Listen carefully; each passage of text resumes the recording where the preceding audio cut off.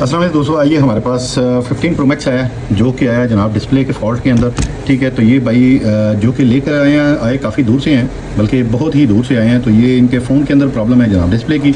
तो इन्होंने काफ़ी वीडियो की देखी हैं। तो वीडियो देखने के बाद इन्होंने खुद ही ट्राई करने की कोशिश की है। तो वोल्ट यहाँ पे इन्होंने क्या किया है कि यहाँ पे जहाँ पे 3.7 वोल्ट होते हैं, यहाँ पे उन्होंने डायरेक्टली वोल्ट लगा दिए हैं। तो ये कम्प्लीटली फ़ोन बंद भी हो गया और साथ में डिस्प्ले भी बंद हो गया।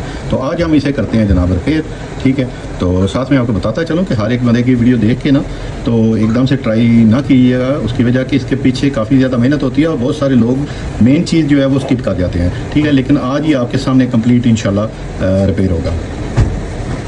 तो ये ले दोस्तों, ये मैं अभी इससे इसका मदरबोर्ड निकाल लेता हूँ। ठीक है जी, ये आप चेक कीजिएगा। ठीक है, मदरबोर्ड निकाल के तो आगे दिखाते हैं जनाब इसका कंप्लीट सॉल्यूशन आपको। ठीक है,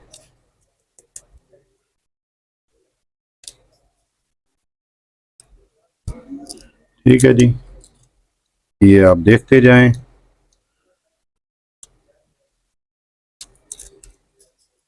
तो ये पहले से आप चेक करें, ये पहले से जो है ना अनपेयर हुआ है। ठीक है, ये आप चेक करें।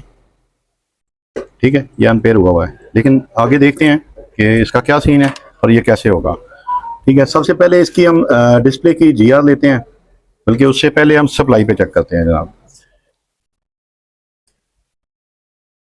तो सप्लाई के ऊपर जो है फिलहाल तो फ़ोन नॉर्मल ही शो किया है इसने। ठीक है, ये आप चेक करें, फ़ोन नॉर्मल है। तो इससे पहले कि हम इसकी जीआर चेक करें उससे पहले एक दफ़ा फिर हम एलसीडी लगा के तो चेक कर लेते हैं। जो तो ये एलसीडी मैंने लगा दिया है जनाब नई। तो नई एलसीडी लगा के देखते हैं जनाब इसका क्या सलूशन है। पहले तो कंफर्मेशन करें। ठीक है, ये चेक करें, 0। ठीक है, तो ये है जैक के रिलेटेड ही फॉल्ट। ठीक है, ये इतना तो मुझे पता है, ये मैंने पहले से चेक नहीं किया। ठीक है, तो ये इसकी अपनी सॉन्ग लॉन्ग की एलसीडी है जो पहले से लगी हुई थी। तो इसे चेक करते हैं जनाब आगे इसका क्या सलूशन है। सबसे पहले तो इसकी जैक को ज़रा वेरीफाई करते हैं। ठीक है, तो मेरा तो जैक को चेक करने का जो तरीकाकार है वो मैं इस तरह ट्यूज़र पकड़ता हूँ। ठीक है, तो ट्यूज़र पकड़ते इस तरह करता हूँ मैं। इससे क्या होगा कि जनाब इसके अंदर कोई भी कोई पिन अगर लूज है ना तो वो शो ऑफ हो जाएगी। ठीक है, तो ये यहाँ से एक कंपोनेंट उतरा हुआ है। ठीक है, बल्कि उन्होंने 2-3 उतारे हुए हैं, लेकिन आगे चलते हैं जनाब। इससे आगे जनाब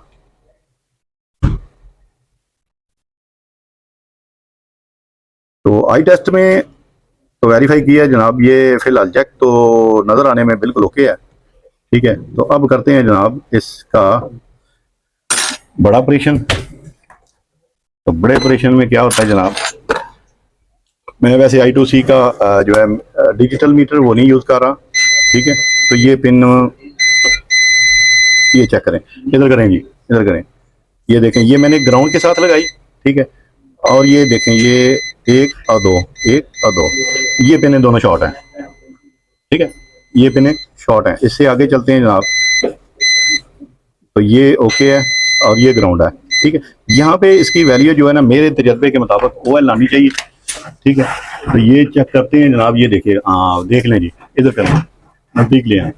अभी मैंने कंप्लीट इसकी जीआर नहीं ली, तो ये क्योंकि ऑलरेडी यहाँ पे काम हुआ था तो इस वजह से जो है ना मैंने चेक किया। तो ये जनाब ये वीडियो देखने का जो है ना इन्हें स्वाब मिला है। ठीक है, किसी की वीडियो देखी है तो इन्होंने क्या किया कि डिस्प्ले के वोल्ट के ऊपर जो है ना वोल्ट दे दिए। ठीक है, जिसकी वजह से ये अब फोन का डिस्प्ले जो है ना वो हो गया बंद। तो अब ये चेक करते हैं ये कहाँ से आ रहा है और किधर जा रहा है। ठीक है, ये जनाब ये प्रोसेसर के साथ लगा हुआ है। ठीक है, तो ये जनाब मेरे ख्याल में तो ये जो है ना ये कैपेसिटर ये शॉर्ट होना चाहिए। तो ये पेयर जो अनपेयर ही है ऑलरेडी। ठीक है, तो इसकी बैक साइड पे भी ये पिन आउट होती हैं, ये नीचे करें जी। ठीक है, यहाँ पे तो यहाँ से भी आप इजी चेक कर सकते हैं। ये जनाब रही, ये देखें यहाँ पे भी 2.2 यानी कि ये बीप के साथ वैल्यू भी शो कर रहा है। तो इसका मतलब यही हुआ कि इसके अंदर प्रॉब्लम है। ठीक है, तो आज हमारे पास हमारा हीटर की एक थर्मल शॉर्ट हो गई हुई है, लेकिन अभी इसे हमने क्लियर भी करना है, पैक भी करना है, और विदाउट हीटर के साथ। ये इसका जनाब हम करेंगे अनपेयर इसे। तो मेरा कहने का जो है ना, आप लोगों से मकसद सिर्फ यही है कि वीडियो देखें लोगों की, अच्छी अच्छी बात है। तो ये भाई कह रहे थे कि मैंने किसी इंडियन की जो है ना यूट्यूब पे वीडियो देखी है, तो उसने भी यही काम किया था, तो मैंने भी वही किया है कि इसे इसी तरह बैटरी के जो वोल्ट हैं वो डायरेक्टली दिए हैं, तो उसकी वजह से ये कम्प्लीटली शॉर्ट हो गया। कहते हैं कि जनाब पहले हमारा जो है ना फ़ोन डिस्प्ले देता रहता था, अगर चलता है तो वो चलता ही रहता था, कभी कभार ऐसा होता है कि बंद हो जाता है। तो ये सॉन्ग लॉन्ग जो डिस्प्ले है, इसके अंदर इस तरह की प्रॉब्लम जो है ना आ जाती हैं। ठीक है, तो ये मैंने इसे कर दिया जनाब अनपेयर। तो अनपेयर के बाद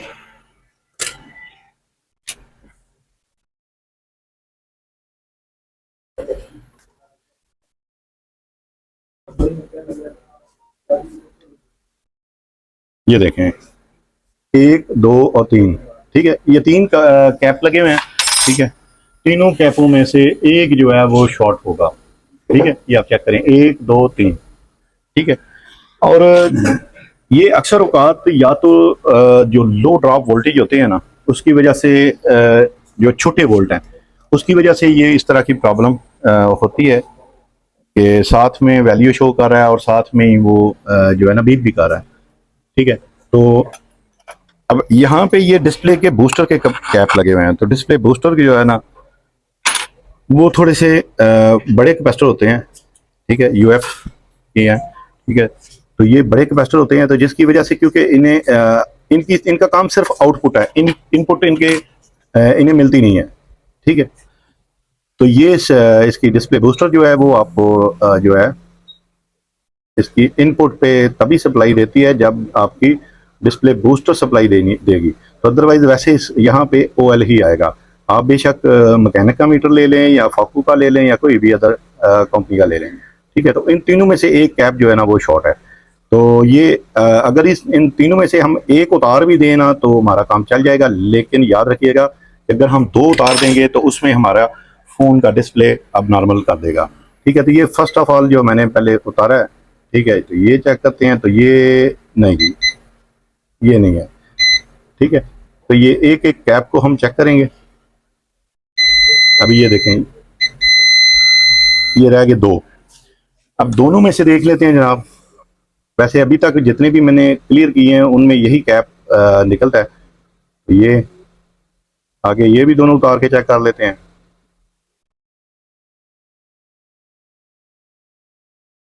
ये जनाब, तो ये तीनों में से एक कैप जो है वो शॉर्ट है। ठीक है जी, ये चेक करें।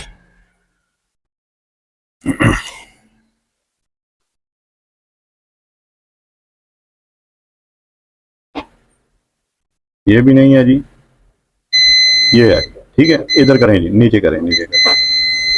ठीक है जी, ये कैप जो है ना जो मैंने बताया उससे पीछे वाला जो कैप है ये शॉर्ट है। ठीक है, तो ये हम इसे कर देते हैं रिमूव, और दूसरों को जो दूसरे दो हैं उन्हें लगा देते हैं हम वापस।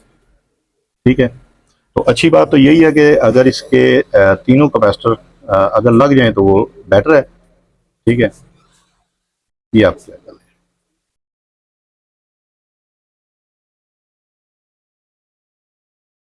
तो काम का जो तरीकाकार है ना वो यही है ना कि कुछ मैकेनिक ये समझते हैं कि जनाब हमें सीमेटिक्स का पता हो तो तब हम काम करेंगे। काम मैनुअली ही होना है, बस ये है कि आपको थोड़ा सा नॉलेज होना चाहिए सीमेटिक्स के ऊपर कि इनपुट सिग्नल आउटपुट सिग्नल क्या चीज़ है। ठीक है, आउटपुट वोल्ट वो क्या चीज़ है, इनपुट वोल्ट क्या चीज़ है। क्योंकि ये असल में प्रॉब्लम तभी बनती है जब आपके कैमरा के अंदर कोई प्रॉब्लम आ जाए या चार्जिंग के अंदर या डिस्प्ले के अंदर भी। ठीक है, तो इस तरह की प्रॉब्लम फेस करनी पड़ जाती है। तो ये मैंने एक और मदरबोर्ड लिया है, तो उससे मैं तीसरा कैप भी जो है ना वो भी उतारने लगा हूँ। तो कोशिश यही है कि अच्छे तरीके से ये बन जाए ताकि इन्हें दोबारा कोई प्रॉब्लम फेस ना करनी पड़े। तो ये गालबन 2-3 शॉपों से रिजेक्टेड फ़ोन है। ठीक है, ये मैंने इसका कैप उतार लिया है। उतारने के बाद जनाब यहाँ पे जनाब हमने इसके अपनी जगह पे लगा दिया है।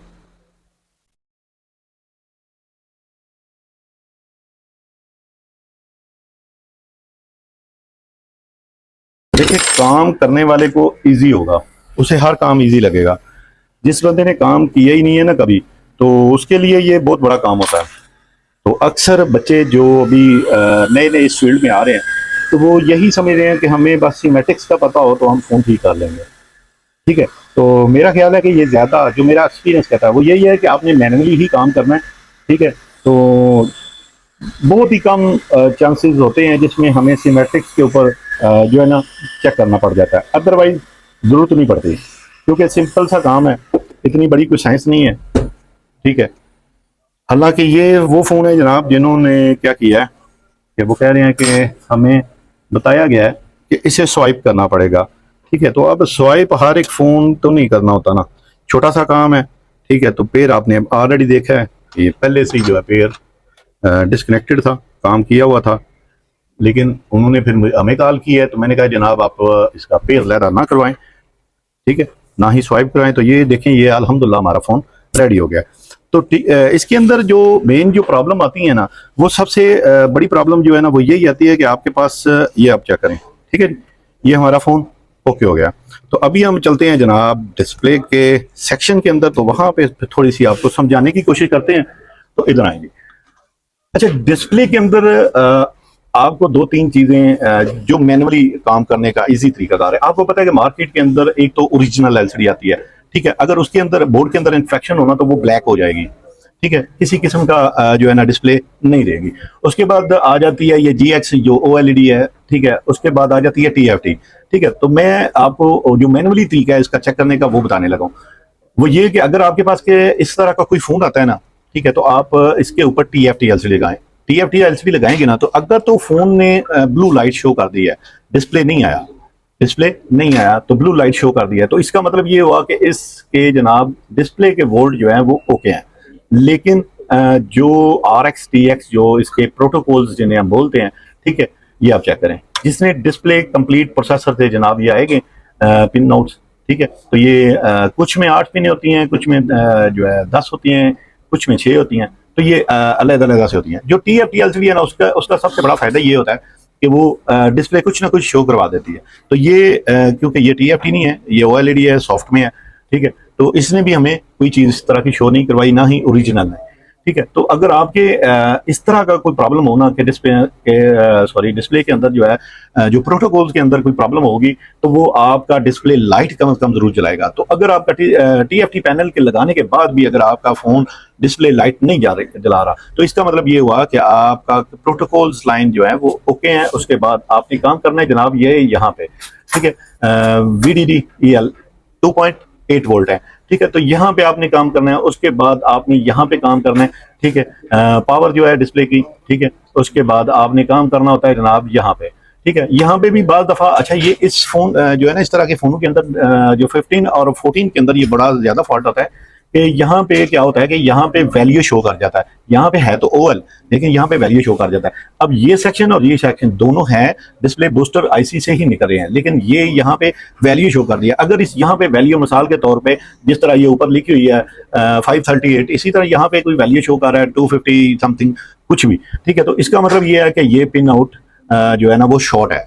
ठीक है, तो ये आगे देखते हैं जनाब ये कहाँ से शॉर्ट हो सकती है। ये पावर के सॉरी इसके साथ ये आप चेक करें, ये डिस्प्ले के बूस्टर के अंदर ही है। ठीक है, तो ये इस तरह का फॉल्ट जो है ना ज्यादातर जो ये इसी पिन के ही अंदर आता है, लेकिन इसके अंदर IC खराब नहीं होती है। उसके अंदर ये जो दो कैप लगे हुए हैं ना, ये वाले, इन दोनों कैपों के अंदर ये प्रॉब्लम आती है। लेकिन इस तरह के फोन के अंदर जो आप कॉपी डिस्प्ले लगाएंगे ना, तो उसमें हल्का सा शो करवाएगा, एप्पल आएगा, लेकिन उसी टाइम ब्लैक डिस्प्ले हो जाएगा। ठीक है, तो ये आपका रहा जनाब पिन आउट, जो ये भी पावर है डिस्प्ले बूस्टर की। ठीक है, तो यहाँ से जनाब आपने चेक करना है। उसके बाद मुख्तलिफ जगह पे आपने देखा है कि जनाब ये चेक करें।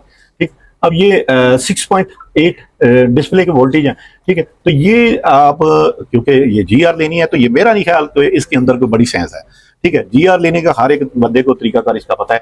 कि किस तरह GR लेनी है। तो ये बहुत ही कम चांसेस हैं हर एक फ़ोन के अंदर के ये पिन आउट्स जो है शॉर्ट जो होती है ना वो यही है कि ये 2.8, ठीक है, उसके बाद जनाब ये डिस्प्ले पावर, उसके बाद जनाब ये आगे। अच्छा ये मैं अपने एक्सपीरियंस से बात कर रहा हूँ आपके साथ, ठीक है, मैं अपना एक्सपीरियंस आपके साथ शेयर कर रहा हूँ। उसके बाद जनाब ये जो VGL है, ठीक है, डिस्प्ले की, तो इसके अंदर भी जो है ना ये प्रॉब्लम आती है। होता ये है कि ये बेसिक पीछे से जो डिस्प्ले जो बूस्टर लगी हुई है, जो डिस्प्ले शो करवा रही है, वहां से यहाँ तक जो है ना, वहाँ इसने क्या करना होता है, इसने एक्स्ट्रा वोल्टेज बनाने होते हैं, ठीक है। तो जब एक्स्ट्रा वोल्ट बनने होते हैं यहाँ पे तकरीबन हो सकता है कि मेरी कोई इस बात पे बिलीव ना करे, लेकिन अगर किसी को ना यकीन आया तो मैं साबित कर दूंगा। तो इस जो ओरिजिनल डिस्प्ले है एप्पल का, जो ओरिजिनल डिस्प्ले है, इसके अंदर जब ये फोन बूट करता है तो इसके अंदर DC 220 230 वोल्ट तक आते हैं, जो ओरिजिनल डिस्प्ले है, ठीक है। तो वो वोल्ट बेसिक इस यहाँ से ही जनरेट होने हैं, यहाँ से 16 वोल्ट या 20 वोल्ट, समटाइम 35 वोल्ट तक जाता है, तो यहाँ से इंजेक्ट होते हैं ऊपर डिस्प्ले में, तो फिर वहां से फिर जनरेट होके तो आगे ज्यादा वोल्ट होते हैं। तो इसी वजह से उन्होंने क्या किया हुआ है कि ये जो कफ IC लगाई हुई है ना, कफ IC से आगे आप काम कर सकते हैं, कफ IC के आप पीछे काम नहीं कर सकते, क्योंकि यहाँ पे उन्होंने सारा सिस्टम इसका डिस्प्ले का जो है बनाया हुआ है। तो ये जो सारा सिस्टम है, ये नोकिया 3310 मैं कह रहा हूँ, 6233 के अंदर भी, उसके कीपैड के अंदर भी यही काम होता था, ठीक है। तो अगर किसी को मेरी इस बात पे बिलीव ना हो तो बेशक आप जो 6233 है या और 6234 या मोटो रेजर, ठीक है, उसके जो पैड होते थे कीपैड, उसके अंदर ये वोल्ट सेम वही थे। तो ये इसके अंदर भी वही टेक्नोलॉजी यूज हुई है, इसके अंदर बल्ब नहीं है, ठीक है। तो ये ऑयल जो है ना, ये ऑयल जलता है इसके अंदर, ठीक है। तो उसकी वजह से जो है ना ये डिस्प्ले शो करता है। तो ये इस तरह की प्रॉब्लम जितनी भी आपकी आएंगी, ये डिस्प्ले बूस्टर के अंदर ही आएंगी, ठीक है जी। तो ये वीडियो काफी लंबी हो जाती है, तो फिर इंशाल्लाह नेक्स्ट वीडियो में मिलते हैं।